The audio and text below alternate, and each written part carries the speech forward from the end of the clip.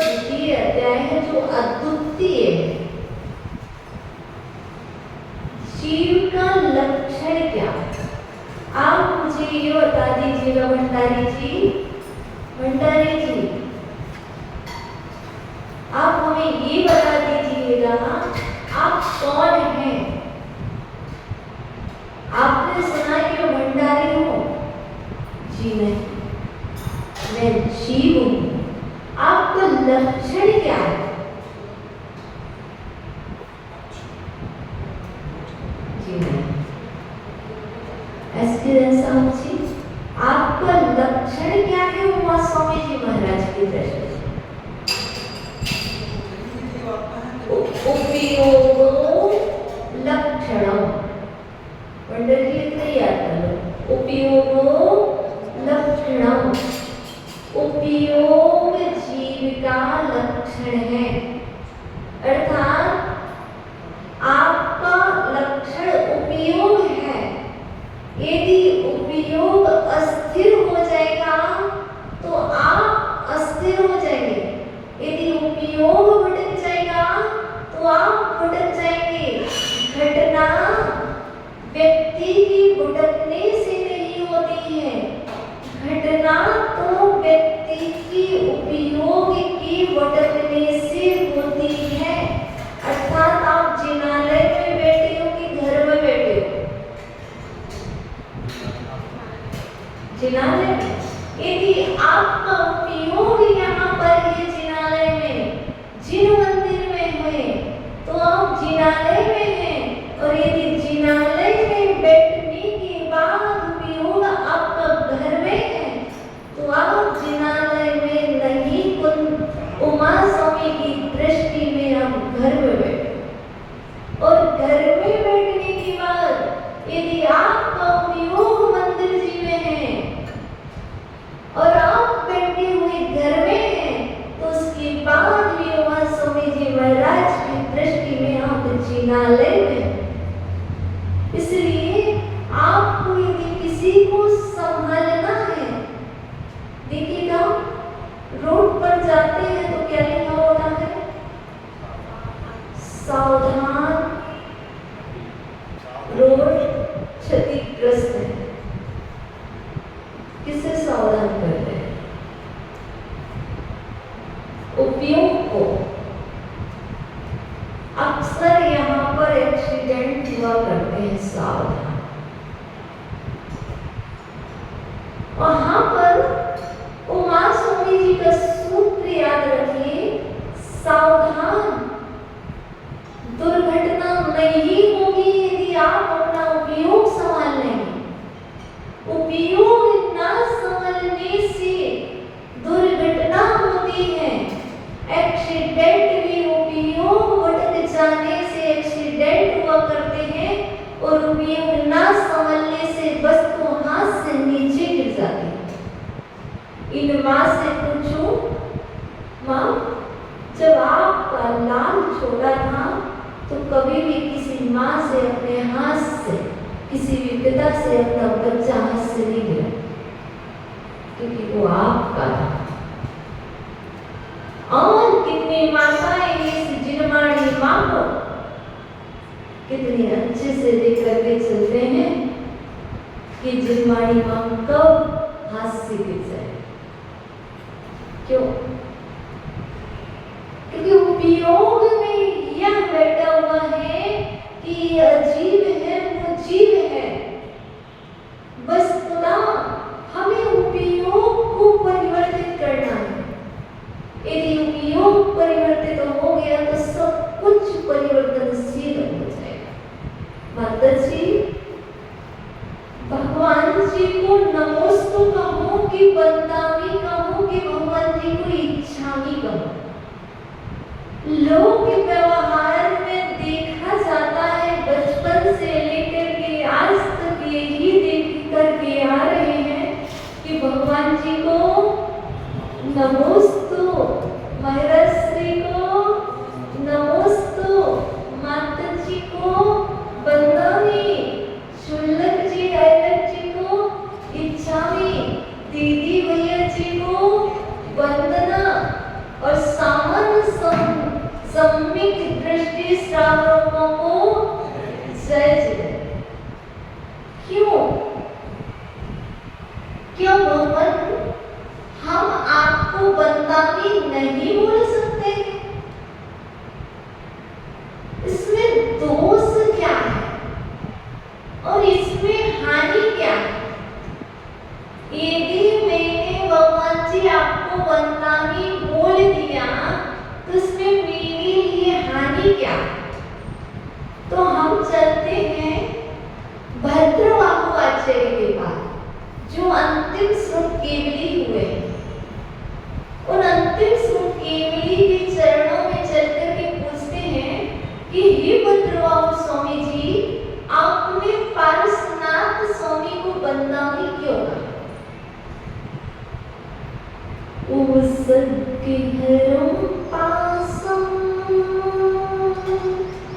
पासं वन्दामि कम्बघड़े मुक्तम्।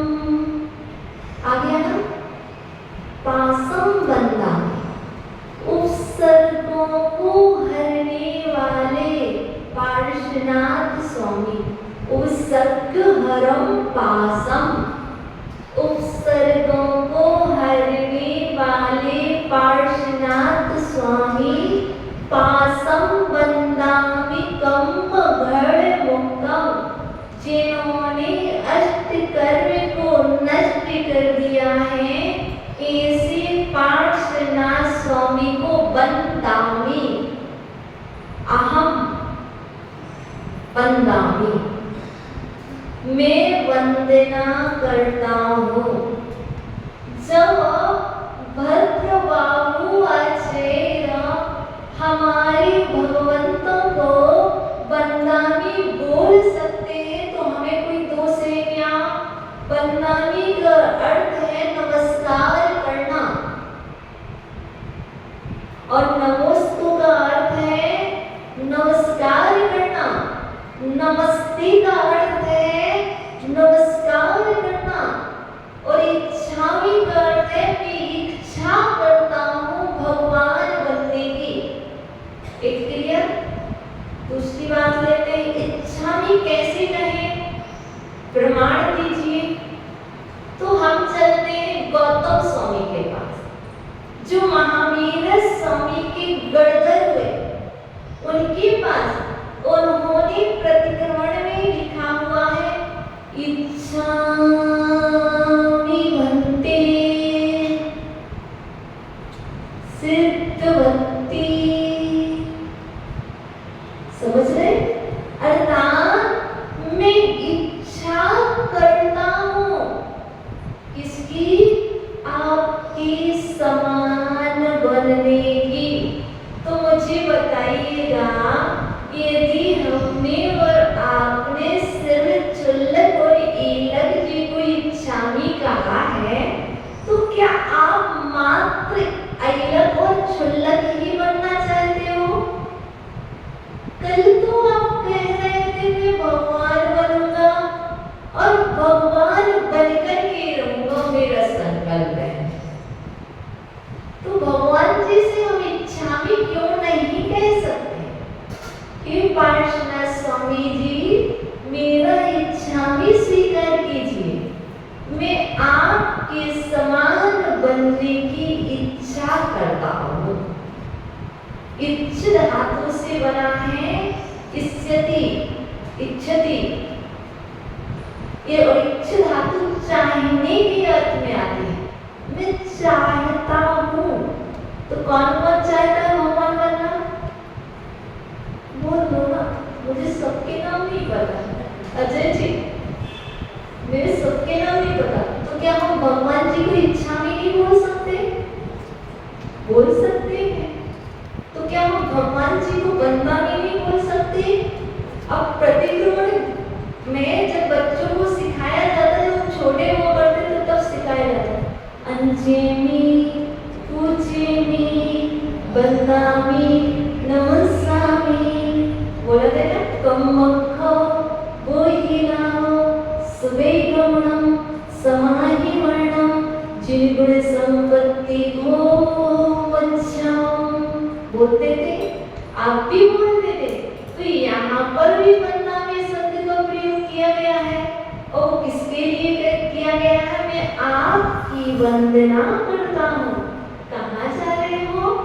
कुंडलपुर जी जा रहे हो। क्यों? किसी से पूछा कहाँ जा रहे हो? कुंडलपुर जा रहे हो। किस लिए जा रहे हो? वंदना करने। शिखर जी की कितनी वंदना हो गई? अर्थात वंदनामी शब्द से सिद्ध है कि हम वंदनामी कह सकते, इसमें कोई दोष नहीं है, क्योंकि शब्दानाम अनेकार्था, शब्दों के अर्थ भिन्न भिन्न हो सकते हैं। ठीक है ना? स्कूल में क्या बोलते हैं? नमस्ते।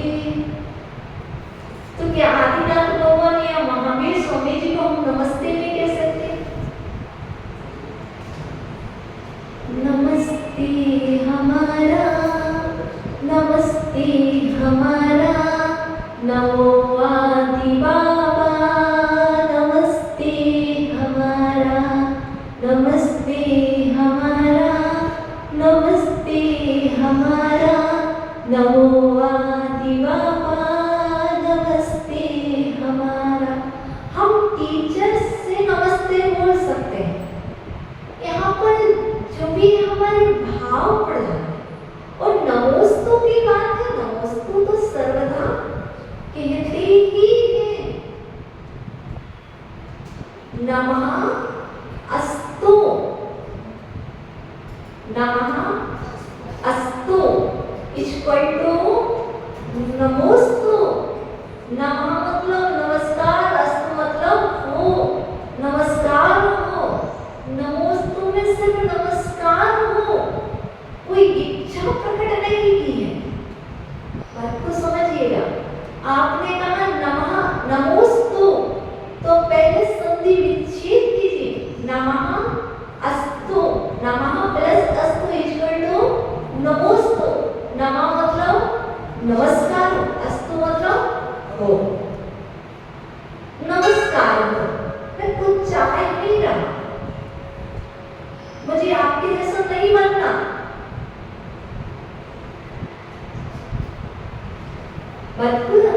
अर्थात यहाँ पर कोई दोष नहीं है, नमस्कार करने में भी दोष नहीं है, बदनामी भगवान से करने में कोई दोष नहीं है, और इच्छा भी कहने में भी भगवान जी से कोई दोष नहीं है। अब कोई कहे यहाँ लिंग दोष आ जाएगा, कोई कहे कि यहाँ पर लिंग दोष आ जाएगा, व्यभिचार दोष आ जाएगा, तो वो भी नहीं आएगा। क्योंकि जब हम चुल्लक जी या चुल्लिका माता जी तो उनको भी क्या बोलते हैं? इच्छा में। और यहाँ पर दोष इसलिए नहीं आएगा क्योंकि आत्मा जो है वह पुरुष ही है, पुरुषाकार ही है। आत्मा का कोई लिंग नहीं होता है। ये देह की लिंग होते उज्ज्वल के, इसलिए यहाँ पर इच्छा में कहने में भी दोष नहीं है। वरना आप सोचे भगवान जी को बदनामी कहें, कैसे कह सकते हैं जी? हम कह सकते हैं अंजेमी, पूजेमी, बदनामी। ये किसने कहा है? ये भी गौतम स्वामी ने कहा है। और गौतम स्वामी महावीर स्वामी से कह रहे हैं अंजेमी मैं अर्चना करता हूँ, पूजेमी मैं पूजन करता हूँ, बदनामी मैं वंदना करता हूँ। किसकी?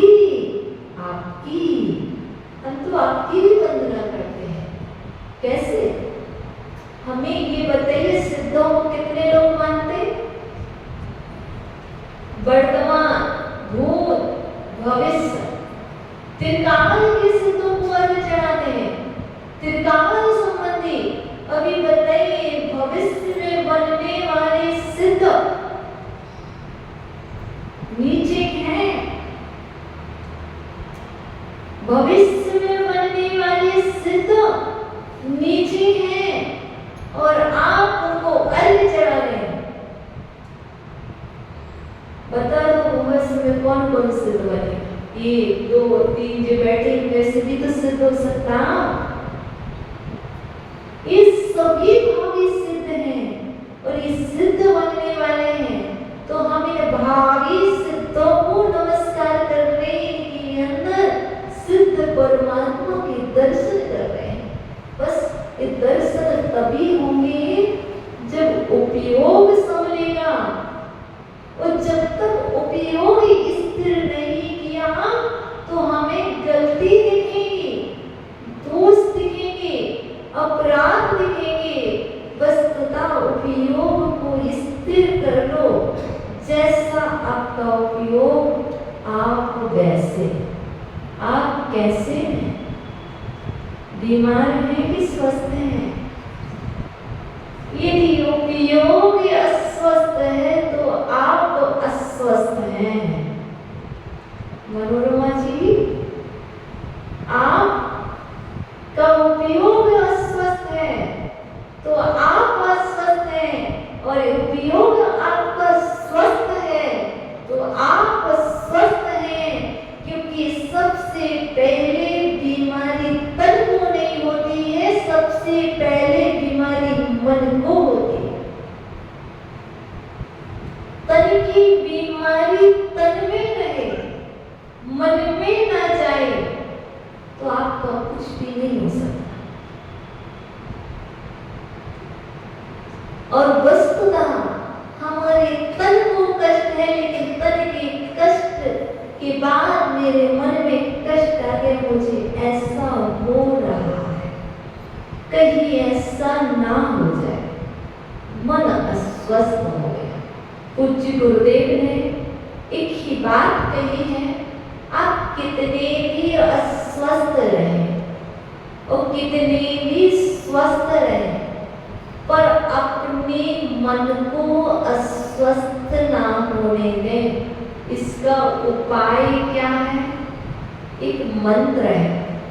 जब हमारे पूज्य गुरुदेव 2016 में सम्मेद शिखर जी में थे, तब गुरुदेव को स्टोन की बहुत ज्यादा पीड़ा हो रही थी। 8 दिन हो गए थे, एक भी दिन आहार नहीं हुआ था, आहार होते वॉमिट। उस समय गुरुदेव मात्र समय सार का चिंतन कर रहे थे। हम सभी सोच रहे थे अच्छे भगवान क्या बोल रहे हैं। तब उन्होंने, लोग पूछते थे राजेश जैसे गुरु भक्त लोग, पूज्य गुरुदेव अब कैसे हैं? अब कैसे? आखिर आंसर दे देकर के सभी परेशान थे, अब कैसे? तो पूज्य गुरुदेव ने उसी समय एक बात कही कि गुरु भक्तों को बोल दीजिएगा। कुछ शब्द थे जो आप तक पहुंचाने के प्रयास करते हैं। मैं पवित्र हूँ, मैं प्रसन्न हूँ, पूर्ण स्वस्थ हूँ मैं पवित्र हूँ, मैं प्रसन्न हूँ, पूर्ण स्वस्थ हूँ मैं, ज्ञानवान हूँ, ध्यानवान हूँ, आत्मस्त हूँ मैं, आत्मिकिया चिंतन मंथन में निज मन तत्पर हो, मेरा अंतिम मरण समाधि तेरे दर पर हो। यदि आप से कोई पूछे कैसे हो, पवित्र। क्यों भैया निराश निराश लग रहे हैं? लेट हो गए ना घर जाने को? मैं प्रसन्न हूँ। जब कोई उदास बैठा ना, क्या हो गया चेहरे पर, 12 क्यों बज रहे? मैं प्रसन्न हूँ। बीमार से लग रहे हैं? अरे नहीं, मैं पूर्ण स्वस्थ हूँ। कहाँ से बीमार नजर आ रहा हूँ? यदि उपयोग वहां पर है तो आप कह दोगे हाँ, मैं थोड़े से अनुकूलता नहीं, प्रतिकूलता है। ये जब तक आएगा तो हमें संभालना है। तो हम उमा स्वामी जी महाराज द्वारा बताए हुए मार्ग पर चले और उस पर चल करके अपने आप को संभालने के पहले हमें अपने उपयोग को संभालना होगा। तो उपयोग को संभालने की कला सिखलाती है ये मांझेवाड़ी। अपने आप को संभालने की कला सिखलाती है मांझेवाड़ी। परिवार को को संभालने की कला। मैंने सुना है पुरुषों में 72 कलाएं होती हैं और ये माताओं में कुछ कम ही कलाएं होती हैं बस। लेकिन एक बात ध्यान रखना, ये बाहर में जितनी भी कलाएं हैं वह सिर्फ जीवन जीने की कलाएं सिखाई जाती है। बताइए, आप अपने डेली में जाना और डेली में जाकर के कहीं पर भी आप देखना जीवन जीने की कला ही सिखाई जाएगी, कहीं पर भी मरने की कला नहीं सिखाई जाएगी। सिखाई जाएगी क्या? लेकिन मात्र विश्व का एक जैन दर्शन मात्र ऐसा दर्शन है जिसमें जीवन जीने की कला सिखाई जाती है और मरने की भी कला सिखाई जाती है।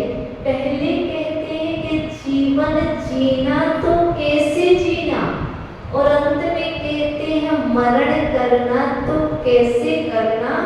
अब आप पूजा करो और पूजा करके उसमें देखना कि पहले पूजा बताए, बाद में बताए शांति और बाद में बताए विसर्जन समाधि होती बोलो। अर्थात पहले जीवन जीने की कला सीखो और जीवन जीने की कला कैसे शांति पूर्वक। पूजन का अर्थ समझ जाना, पहले पूजन करो, लेकिन समाधि विसर्जन कब होता, देह का विसर्जन कब करना, शांति पूर्वक। तो पूजन में भी स्वाध्याय है, आप पूजन को भी उपयोग को स्थिर करके करें तो आपका स्वाध्याय होगा और आपका कल्याण होगा। अब समय हो चुका है आपको पूजा करनी और अपने घर के कार्य करनी है, तो भगवान जी से प्रेयर कर लो। कल आओगे कि नहीं आओगे? आओगे? चलो तो आओगे तो हाँ जी, जिज्ञासा। मन की अधिष्ठाता क्या है? मन का स्थान क्या है? मन का स्थान क्या है? हृदय स्थान। मस्तिष्क। मस्तिष्क तो है, सर्वांग है। मन कहाँ है? सब लोगों को भ्रांति यही है कि मन का स्थान हृदय है। हृदय का काम सर्कुलेशन को ब्लड करना है। हाँ जी, साइंस में। साइंस के अनुसार, मेडिकल साइंस में। हाँ जी, हृदय का काम है उसको ब्लड का सर्कुलेशन करना। मस्तिष्क का काम है मन को चिंतन करना, अच्छे गुणों का ध्यान करना। सारी भ्रांतियां हमारे मस्तिष्क में हैं। मन का इसीलिए मैंने उसका स्थान किया है आध्यात्मिक स्तर। हाँ जी, मना स्थरम। अतः जी योगेंद्र देव ने ज्ञानकुश ग्रंथ राज में एक गाथा कही है। कौन सी गाथा है? वो जैसे ही गाथा मेरे माइंड में आती मैं आपको बताती हूँ। योगेंद्र स्वामी ज्ञानकुश ग्रंथ राज में मन को स्थिर करने को और मन का स्थान बता रहे हैं। हमारा मस्तिष्क तो है, मस्तिष्क तो है, जो भी हम सोचते हैं मस्तिष्क से ही सोचते हैं और सोचते हैं तो कार्य कहाँ हो जाता है? कार्य कहीं भी हो, लेकिन हमें सोचना तो मस्तिष्क से ही पड़ेगा। तो मन का स्थान है। यदि साइंस से कहें तो हमें, साइंस से कहें तो मस्तिष्क आता है और इसके लिए जैन दर्शन रूपी साइंस को जानना है, तो इसके लिए हमें ज्ञानांकुश ग्रंथ राज को देखना है। ज्ञान प्लस अंकुश, जहां पर ज्ञान का अंकुश है, ऐसे ज्ञानांकुश ग्रंथ राज में आचार्य मोहन से 4 नंबर या 9 नंबर की कारिका है, वो मुझे विस्मृत हो रही है। जैसे ही वह गाथा आएगी आपको उस पर कल बता दिया जाएगा। वस्तुतः अभी तो मन का स्थान मस्तिष्क ही है। तो प्रेयर कर लें क्या भगवान जी से? कर लें तो करिए। पुनः बुलाना भूल न जाना, सपनों में आना, जैसे भी हो हमको अपने दर पर ले आना। तेरे दर पर ऐसा लगता जो अपना घर हो, मेरा अंतिम मरण समाधि तेरे दर पर हो। हे भगवान, अच्छे से बोलो ना बच्चों। हे भगवान, यदि मेरे द्वारा प्रमाद के वश होकर के कोई असुंदर कार्य हो गया हो, तो इस जिनालय में निवास करने वाले देवाधिदेव पितराधिदेव मेरे समस्त अपराधों